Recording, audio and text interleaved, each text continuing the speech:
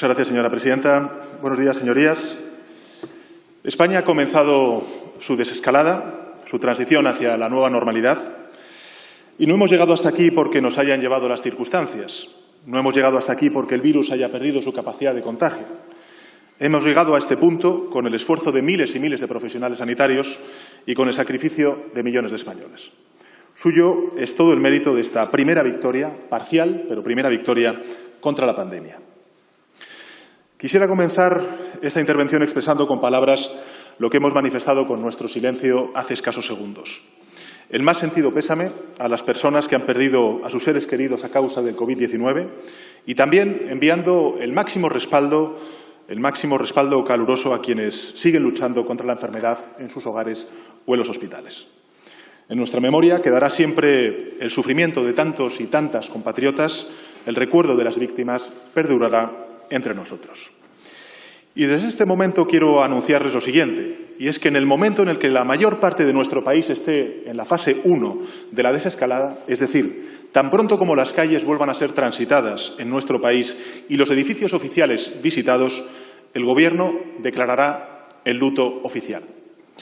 Y del mismo modo, en cuanto la integridad del país culmine la desescalada y estemos todos en la nueva normalidad, en consecuencia acceda a esa nueva normalidad y se den las condiciones de salud pública, se celebrará un homenaje público a las víctimas de la epidemia, en el que el Gobierno trabaja desde hace semanas y así se lo he transmitido al jefe del Estado, a Su Majestad el Rey. Señorías, mi comparecencia hoy en esta Cámara tiene por objeto solicitar la prórroga de nuevo del estado de alarma por un periodo de 14 días. Les adelanto el sentido de la propuesta del Gobierno. Hemos arrancado una victoria, como decía antes, parcial, contra el virus, con el esfuerzo de muchos profesionales sanitarios y el sacrificio de todos. Y lo hemos hecho con un arma legal, plenamente constitucional, como es el estado de alarma. No nos ha traído aquí el azar. Hemos detenido la expansión de la epidemia porque hemos limitado las vías de contagio del virus. Y hemos limitado las vías de contagio del virus gracias al estado de alarma y a las armas legales que nos da ese estado de alarma. Señorías, lo he dicho en alguna otra ocasión, en la gestión de esta pandemia no hay aciertos absolutos. Esto resulta una evidencia. Nadie acierta siempre en una situación inédita como la que estamos viviendo, tan extrema, tan compleja como esta, ni desde el Gobierno ni tampoco desde la oposición. No hay, pues, aciertos absolutos, pero sí puede haber errores absolutos. Y levantar el estado de alarma ahora sería un gran error absoluto. Pero antes de razonar esta petición, que es vital para completar la victoria frente a la pandemia del COVID-19, permítame que rinda cuentas del uso que se ha hecho de las facultades legales que nos otorga en las más de 7 semanas transcurridas desde que fuera decretado por primera vez el estado de alarma. Todas ellas ponen en valor por sí mismo la importancia de continuar con el estado de alarma por razones sanitarias, en primer lugar, fundamentalmente sanitarias, pero también por razones económicas y sociales. Comenzaré por las medidas económicas adoptadas y que se han dirigido a paliar el impacto brutal de esta crisis que, insisto, además de sanitaria, es social y económica. El coste estimado de las medidas y garantías incluidas en el programa de estabilidad es de 139.000 millones de euros, de los cuales más de 4.300 millones de euros se destinan a medidas sanitarias, 107.000 millones de euros a medidas económicas, 27.000 millones de euros a medidas laborales y 816 millones de euros al sostén social. El Ministerio de Sanidad ha repartido, por su parte, más de 117 millones de unidades de material sanitario, de los cuales 91 millones de unidades han sido destinadas a las comunidades autónomas a fecha del 30 de abril, 91 millones de unidades. Entre ellas están las mascarillas, más de 82 millones de unidades, kits de diagnóstico rápido, más de 3 millones de unidades, guantes de nitrilo, casi 30 millones de unidades, batas desechables, buzos y otros materiales de protección, casi 2 millones de unidades, y en torno a 1,5 millones de material se ha distribuido entre el 30 de abril y el día de hoy, procedentes de compras realizadas por el Gobierno de España y distintas donaciones. Están previstas también 60 millones de mascarillas de fabricación en España en los próximos 6 meses, gracias a los equipos de fabricación que llegaron hace unos días, en los que evidentemente el Gobierno de España ha tenido mucho que ver y que permitirán a nuestra industria una fabricación masiva de mascarillas. Esta relocalización industrial pues nos va a permitir en el futuro no ser dependientes de compras en el exterior, en mercados tensionados y agresivamente especulativos como hemos visto en las últimas semanas. En varios territorios españoles se han comenzado a desarrollar la fabricación propia de mascarillas, de material sanitario, de EPIs, de hidrogeles, de respiradores y de todo aquello que en esta crisis era y es tan necesario. Era un paso que debíamos de dar y que nos da seguridad de cara al futuro inmediato. En relación con las acciones del Ministerio de Defensa, se continúan realizando labores de presencia, de reconocimientos, de desinfecciones en áreas e infraestructuras críticas en 47 localidades del territorio nacional y a través del Ministerio del Interior se han recogido 770.000 propuestas de sanción a ciudadanos por incumplir el Real Decreto del estado de alarma y han sido detenidas casi 7.000 personas. Quiero destacar un hecho importante y es que el número de infracciones no coincide con el número de infractores, pues se han producido numerosas reincidencias. Con estos números en la mano, lo que sí que les puedo garantizar es que el 99% de la población española ha tenido un comportamiento más que responsable, modélico, diría yo. España ha sido el país del mundo en el que más disciplinadamente se han seguido las medidas de restricción de la movilidad y también de actividad social. En la última conferencia con los presidentes autonómicos, la 8ª celebrada el pasado domingo, anuncié la puesta en marcha, por otro lado, de forma inmediata, de un fondo de reconstrucción no reembolsable para las comunidades autónomas cuantificado en 16.000 millones de euros. Este es un instrumento, lógicamente temporal, excepcional, al margen del sistema de financiación autonómica, con el que queremos proporcionar a los gobiernos autonómicos de régimen común los recursos necesarios para compartir las necesidades sociales y sanitarias que en 2020 va a provocar el COVID-19. Se trata de la mayor inyección de dinero público realizada por el Estado en las comunidades autónomas de régimen común. No lo van a tener que devolver. No constituye, en consecuencia, un préstamo con plazos e intereses de devolución, como sí ocurrió en anteriores crisis. El Gobierno ha tomado esta decisión porque cree que, en las circunstancias actuales, debe asumir el coste de esta amenaza nacional del COVID-19 en nuestro país. Teniendo pendiente, como tenemos, una reforma en profundidad del sistema de financiación autonómica, que es, por cierto, uno de los principales compromisos del Gobierno de España, sería, a nuestro juicio, irresponsable cargar en las cuentas ya maltrechas de las comunidades autónomas, en particular de algunas de ellas, una cantidad tan extraordinaria como esta. Lo hacemos, por tanto, sin contraprestación ninguna, asumiendo el coste financiero derivado de ello, pero creo que es el momento, justamente ahora, de pedir a las comunidades autónomas, a algunas comunidades autónomas, de cara al futuro, esa corresponsabilidad fiscal. El esfuerzo que necesitamos en los próximos años para superar este golpe no se puede hacer con regalos fiscales, como estamos viendo, menos aún con obsequios a quienes más tienen. El fondo de 16.000 millones de euros estará constituido en 3 tramos, como les dije a los presidentes y presidentas autonómicos. Un primer tramo de 6.000 millones de euros, otros 2 tramos de hasta un máximo de 5.000 millones de euros, cada uno de ellos en la segunda mitad del año. Esos 16.000 millones de euros cubrirían un impacto de 10.000 millones de euros en gasto sanitario, 1.000 millones de euros en gasto social y una disminución de los ingresos de las comunidades autónomas cuantificado en 5.000 millones de euros por la caída de la actividad económica. Por otra parte, ayer, como saben, se aprobó en el Consejo de Ministros la nueva y tercera línea de avales del ICO.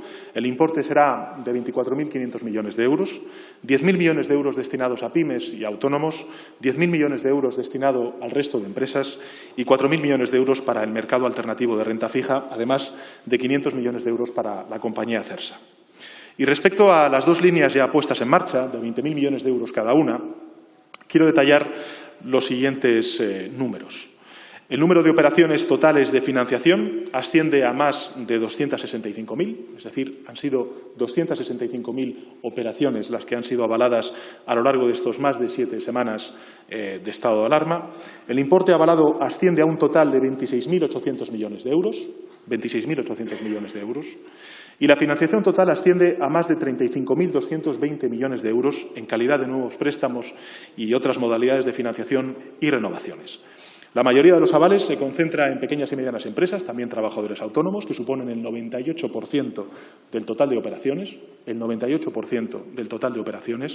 con un importe avalado de más de 18.860 millones de euros y una financiación total de más de 23.600 millones de euros.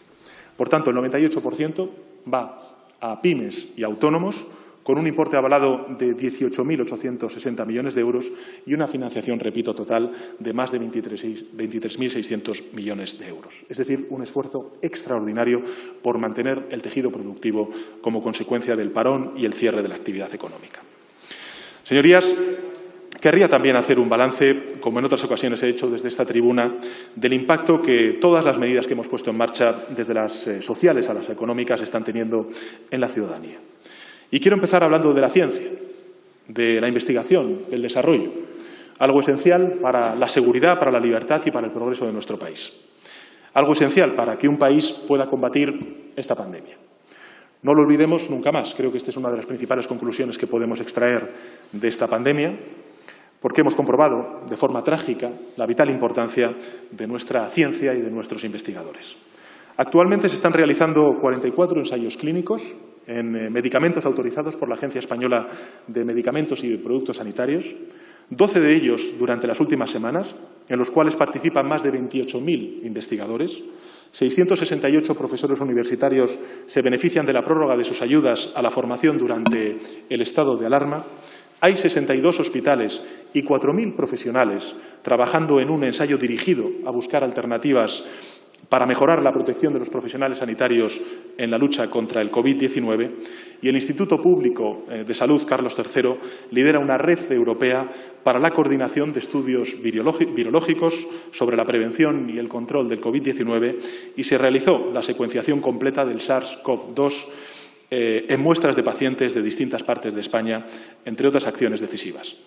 Y 1.731 investigadores continuarán su labor gracias a la prórroga de sus contratos temporales financiados con ayudas de la Agencia Estatal de Investigación y del Instituto Carlos III.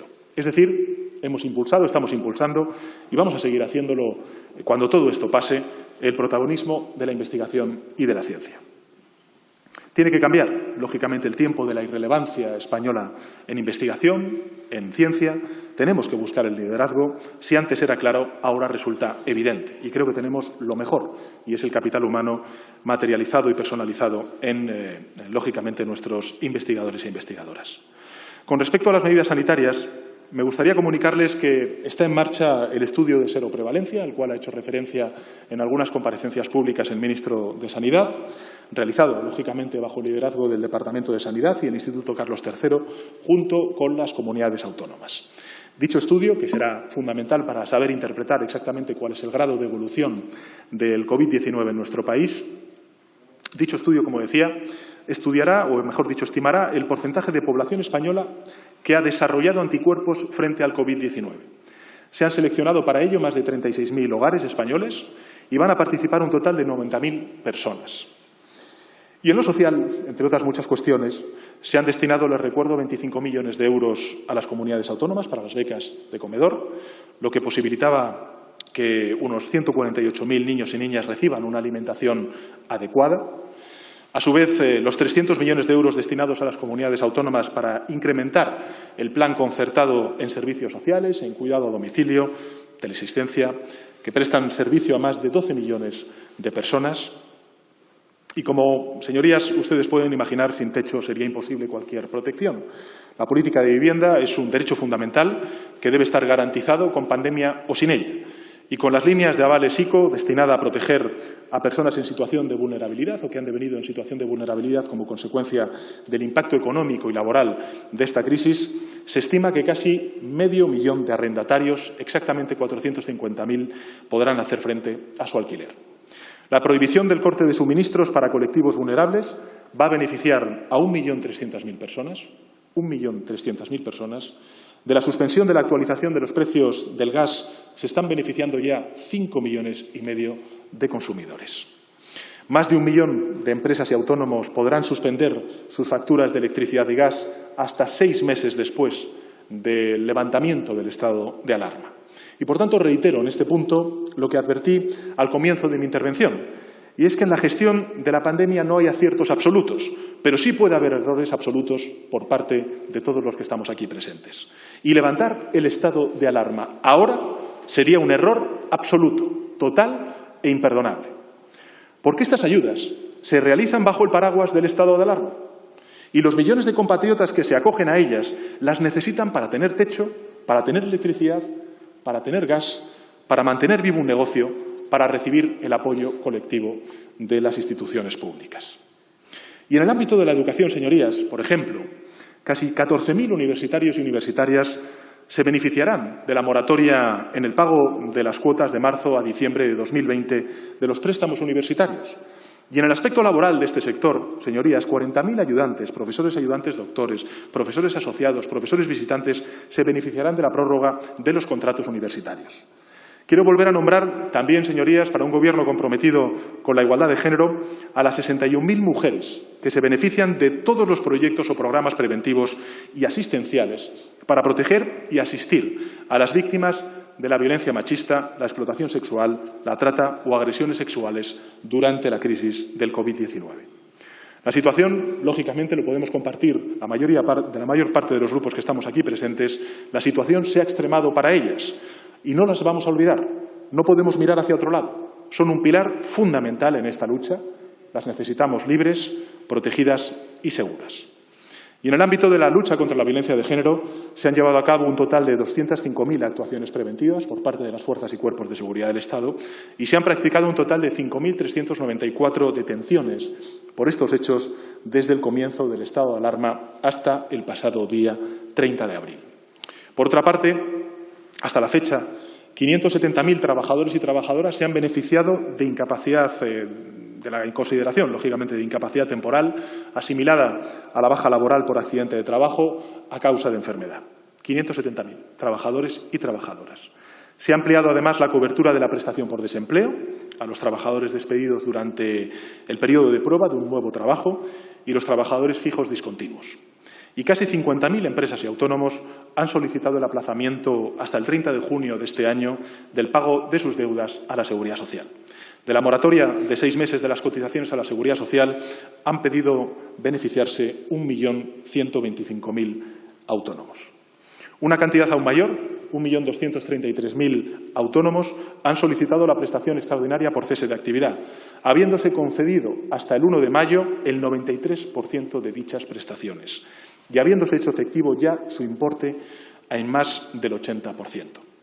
Es decir, el esfuerzo de gestión que está haciendo el Gobierno y los departamentos económicos es extraordinariamente intenso durante estas semanas. Más de 4 millones de trabajadores y trabajadoras se benefician de las medidas de protección por desempleo debidas a suspensiones o a reducciones de jornada. Y, señorías, el Gobierno ha volcado todos los recursos del Estado en apoyo de los trabajadores, de los autónomos, de los pequeños empresarios, de las mujeres, de los niños, de las familias más vulnerables.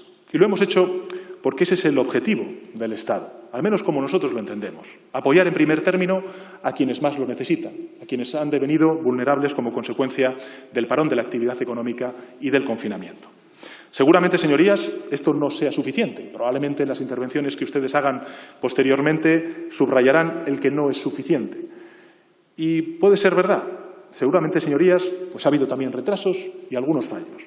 Pero, señorías, esta es una acción que no tiene precedentes en la historia de nuestra democracia. Ayer mismo, por ejemplo, aprobamos un paquete de medidas para un sector muy, golpeado por la crisis económica del COVID-19, como es el sector de la cultura. Queremos que exista una red para que nadie caiga, queremos una red social para que nadie caiga y especialmente aquellos colectivos más vulnerables, como he dicho antes. No dejar nadie atrás, señorías, ha sido nuestra guía y lo va a seguir siendo en toda esta crisis. Estamos avanzando juntos y esta última semana creo que podemos compartir, señoras y señores diputados, que ha sido decisiva. Aunque debemos ser cautos, como bien señala recurrentemente el ministro de Sanidad, y estudiar con precisión la evolución de la crisis en cada uno de los territorios, nuestra situación evidentemente ha cambiado radicalmente respecto a las terribles semanas que hemos pasado.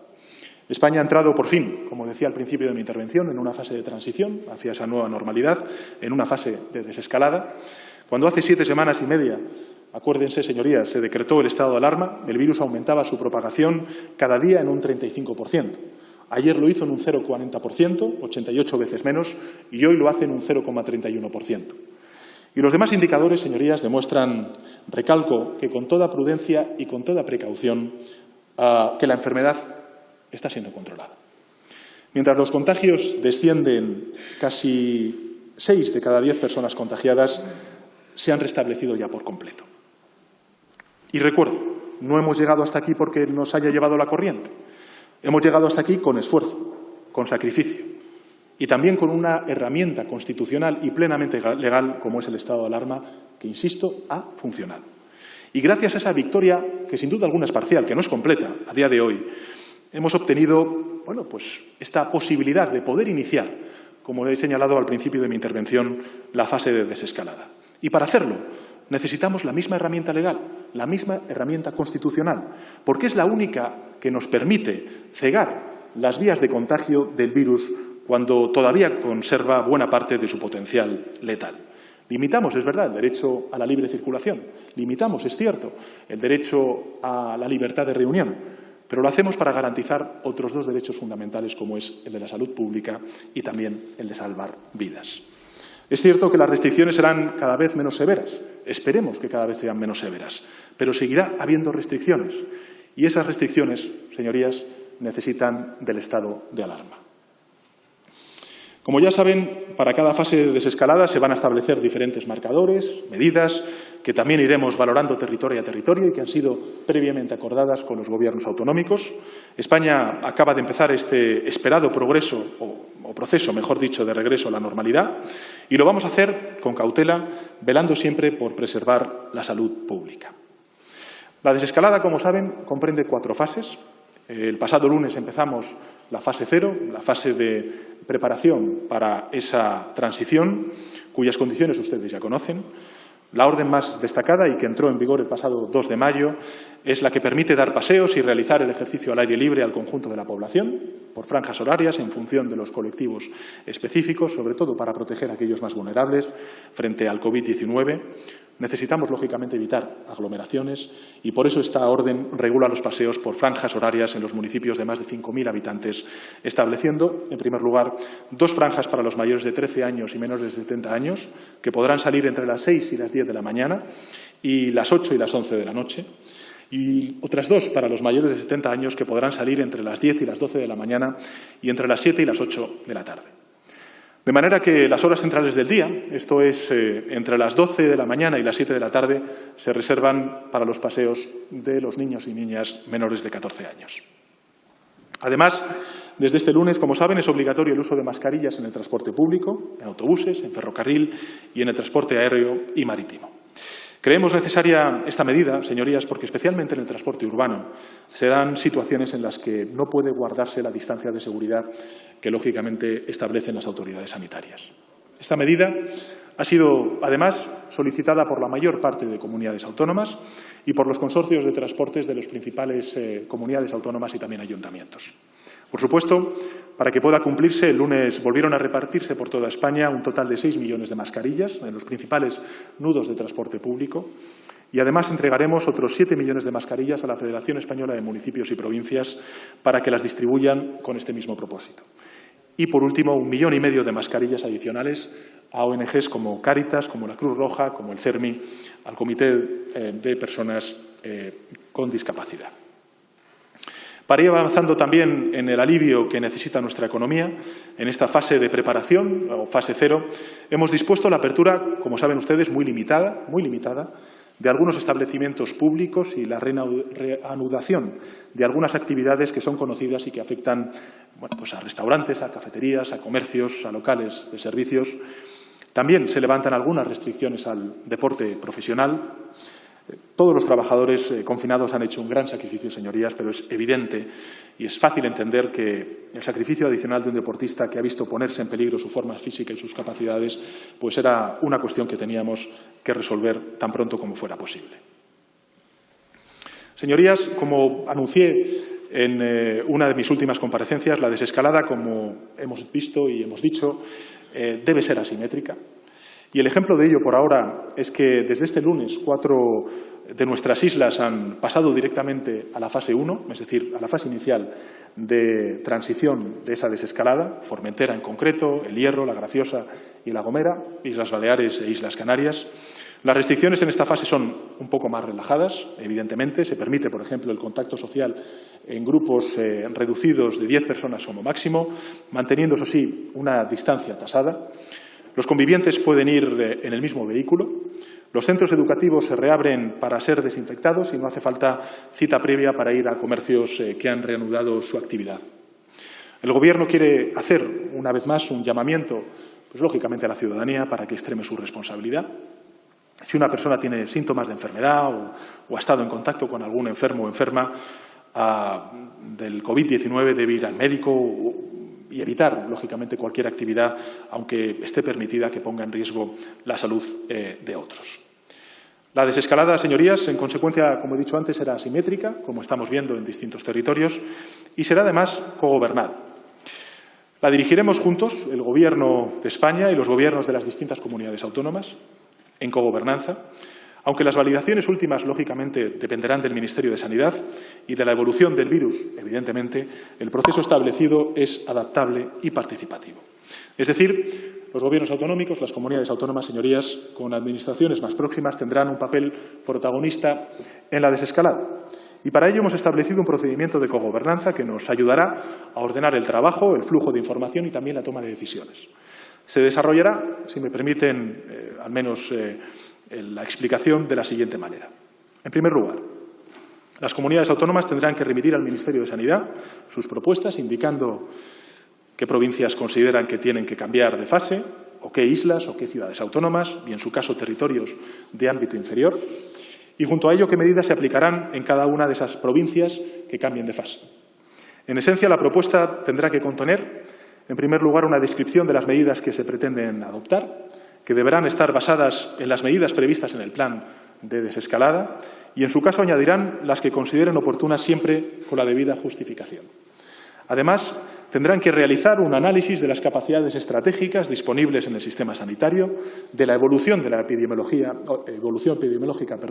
en el territorio y de los mecanismos para reducir el riesgo de transmisión en la población. Y, por último, tendrán que indicar cualquier aspecto económico, social o de movilidad que pueda ser relevante para la toma de decisiones.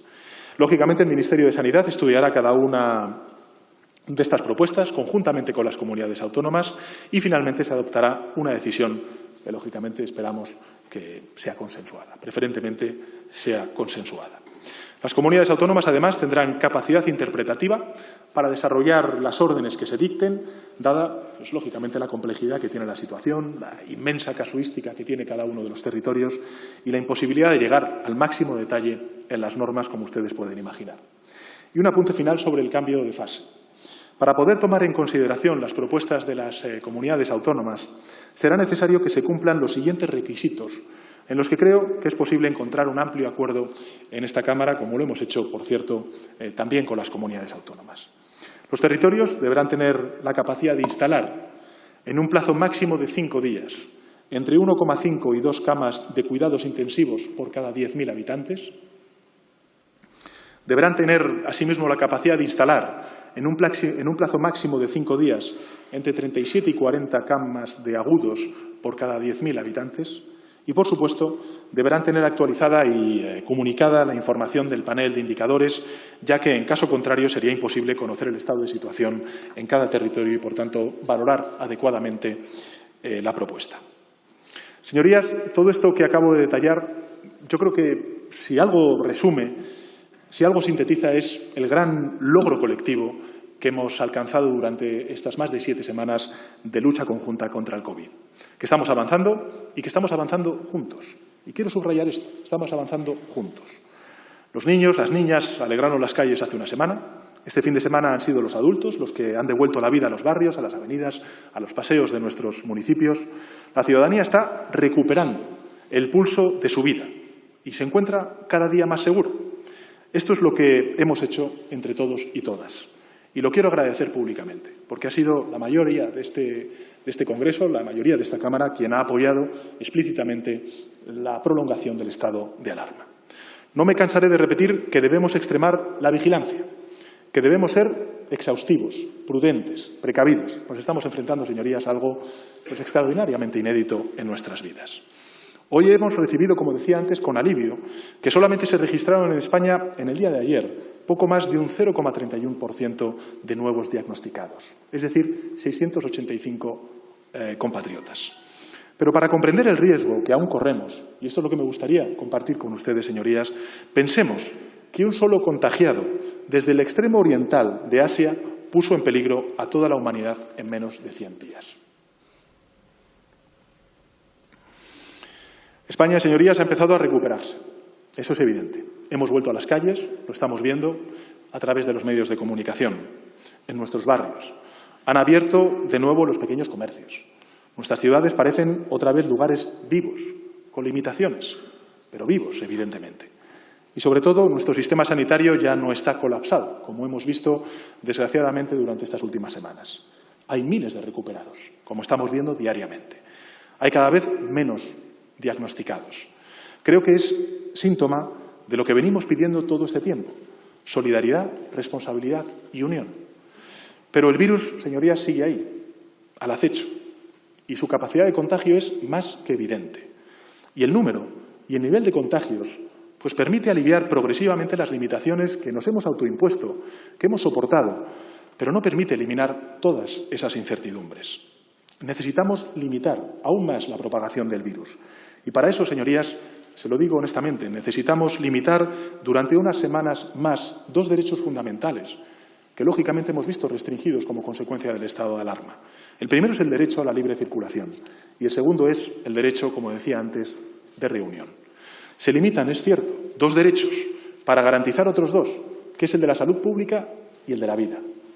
Y para limitar esos dos derechos a la movilidad y a la reunión necesitamos el único instrumento constitucional y jurídico que nos permite poder actuar sobre los mismos, que es el estado de alarma. Es la herramienta constitucional pensada, señorías, para luchar contra pandemias y contra emergencias sanitarias. Así lo dice expresamente la Ley Orgánica que desarrolla el estado de alarma de hace ya bastantes años, del año 81. ¿Estamos atajando la emergencia sanitaria? Sí, es evidente. Y ya tenemos encima la emergencia social y económica a la cual antes hacía referencia. Lo sabemos. Pero hemos decidido no olvidarnos de nadie. Porque, señorías, cuando hablamos de patria, cuando hablamos de banderas y cuando hablamos de España, hablamos precisamente de esto. De los millones de ciudadanos y ciudadanas que hoy no tendrían nada que comer, ni siquiera la electricidad con la que encender la lavadora si no les protegiera el sector público, el Estado. Como ya anuncié la semana pasada en el Consejo Europeo, el ritmo de crecimiento económico que teníamos antes de que llegara la pandemia se ha visto interrumpido de golpe. El saludable horizonte económico que España tenía se ha desvanecido como consecuencia del virus. Nuestra riqueza nacional se va a ver reducida, y estas son las previsiones que enviamos a Bruselas, en un 9% durante este año. El empleo se verá terriblemente afectado, como estamos viendo en las últimas cifras del paro. Y según los cálculos, necesitaremos 2 años para poder recuperar los niveles de creación de riqueza nacional que teníamos antes de la irrupción del virus. Estamos, señorías, convencidos, y lo he dicho además en muchas de las ocasiones que he tenido ocasión de poder dirigirme a ustedes desde esta tribuna, de que Europa es una pieza clave, yo diría fundamental, en la salida de esta crisis, no solamente para España, sino también para el conjunto de la Unión. Y créanme, señorías, que he luchado y sigo luchando desde el primer día para que sea así. Necesitamos un pacto en la Unión Europea ambicioso, que esté a la altura de las circunstancias y de la gravedad social y económica que el parón de la actividad económica ha acarreado al conjunto de empresas y trabajadores. No queremos fórmulas fáciles que suponen endeudarnos de forma perversa y engañosa, como ya nos ocurrió en el pasado. Así que, una vez más, hemos optado por un camino más arduo, es cierto, que es el de reclamar esa respuesta europea que sea consecuente con la gravedad de la situación. Y ya saben que los resultados, aun siendo insuficientes, van en la dirección correcta. Europa se compromete a esa reconstrucción, a esa recuperación, de forma solidaria, de forma generosa. Trabajamos unidos. Europa, señorías, es el principal pilar para la recuperación económica y social de nuestro país y de nuestro continente. Señorías, yo solamente creo que hay un camino, un solo camino. Solo está el camino de Europa y solo está el camino de la Unión en España. Tenemos que dar lo mejor de nosotros mismos como dirigentes políticos, apoyarnos en el país que tenemos, lleno de talento y de capacidad de trabajo y de recuperación. Necesitamos apoyar un pacto de reconstrucción social y económica, trabajarlo unidos, de forma proactiva, confiando en que tenemos lo que realmente necesitamos, y son trabajadores, trabajadoras, empresarios, autónomos, emprendedores. España, en definitiva, está esperando nuestra respuesta política, está preparada para caminar, para avanzar y, en consecuencia, al menos por mi parte, veo con mucha esperanza el inicio del trabajo de la comisión parlamentaria que ustedes han acordado en el Poder Legislativo. Dejemos, señorías, de lado los recelos, insisto, hagamos un punto y aparte, un paréntesis de cooperación, de colaboración, de coordinación, que creo que es necesario, que creo que además es demandado por el conjunto de la ciudadanía española. Hagamos lo que nos piden los ciudadanos y ciudadanas, renunciemos a los maximalismos, trabajemos discretamente y con lealtad. Señorías, espero que todos ustedes presenten esas propuestas de futuro en la comisión parlamentaria. Propuestas de reconstrucción, de recuperación. El Gobierno las atenderá porque es nuestro deber y también, les adelanto, es nuestro compromiso. El virus nos atacó a todos y tenemos que salir juntos de esta situación. Y como primer paso, como decía, señorías, como condición básica para abordar esa reconstrucción, completar la victoria total sobre el virus, necesitamos esa unión. Fíjense, algunos datos que creo que demuestran la gravedad de la situación a la cual nos estamos enfrentando. El virus ha arrebatado ya 250.000 de vidas en el mundo. 250.000 de vidas. En Estados Unidos, más vidas que en la guerra de Vietnam.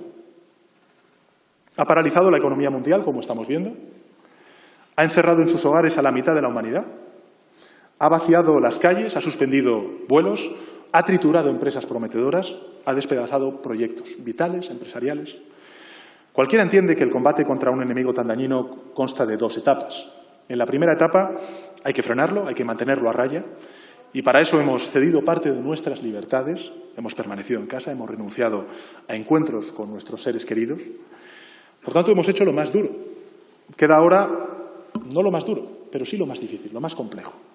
Una segunda etapa en la que recuperaremos poco a poco, los movimientos, los encuentros. Reanudaremos gradualmente la actividad, nuestra vida social, mientras nos protegemos y protegemos al resto de nuestros conciudadanos y seguimos manteniendo a raya al virus.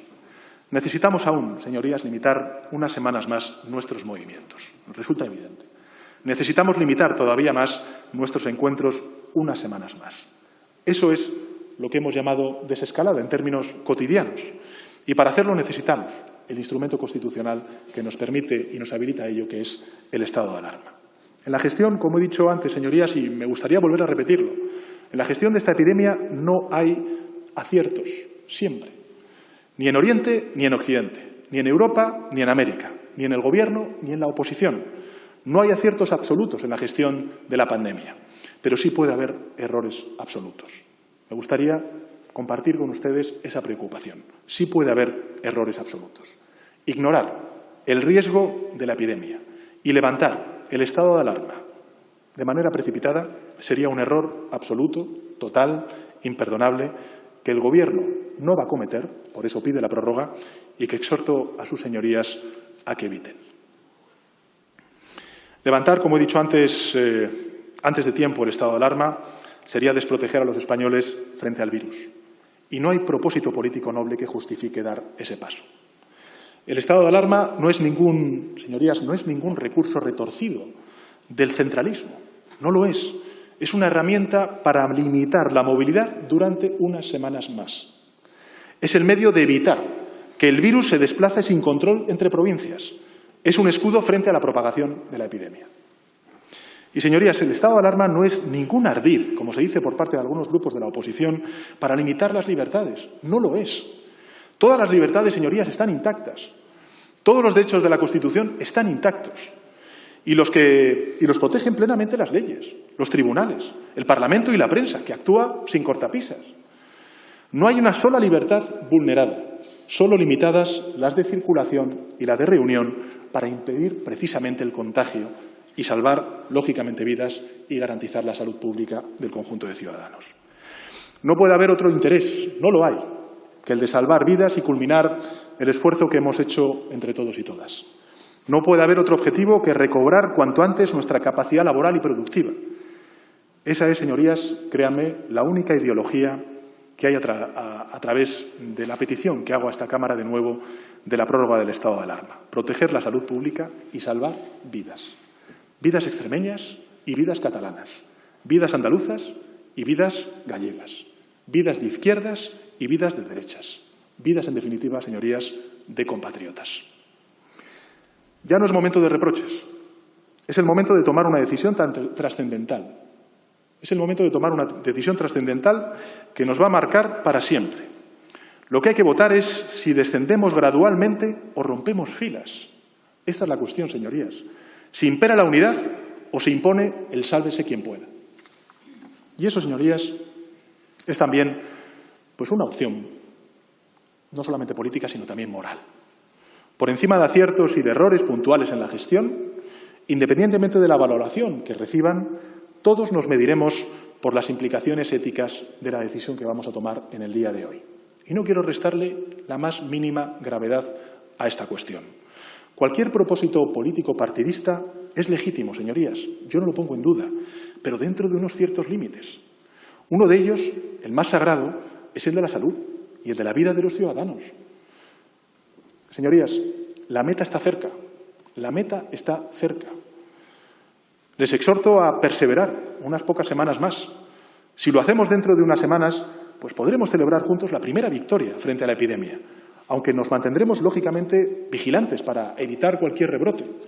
Pero ese día, señorías, aunque esté cerca, todavía no ha llegado. No estamos ahí aún. Por mucho que lo deseemos, todavía no hemos llegado a ese momento.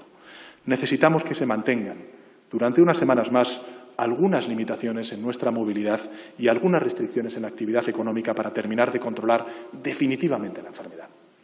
Se lo debemos, señorías, y con esto voy terminando, como decía al principio de mi intervención, se lo debemos, en primer lugar y ante todo, a los fallecidos, que han pagado el precio más alto de todos. Se lo debemos también a los enfermos, a las enfermas que se han recuperado y a los que aún están hospitalizados. Se lo debemos a los miles de sanitarios que llevan 2 meses luchando con abnegación y con una extraordinaria dosis de humanidad. Se lo debemos a los policías, a los militares, a los trabajadores del campo, a los trabajadores de la ciudad. Se lo debemos a los mayores y a los más pequeños que han renunciado a tanto y por tanto. Así que con serenidad y sin reproches, señorías, les pido que sumen su voto a la lucha contra la epidemia. Les pido que no priven al Gobierno del arma jurídica y constitucional imprescindible para completar la victoria frente al virus. Les pido que voten a favor de la renovación del estado de alarma. Gracias. Muchas gracias, señor presidente del Gobierno.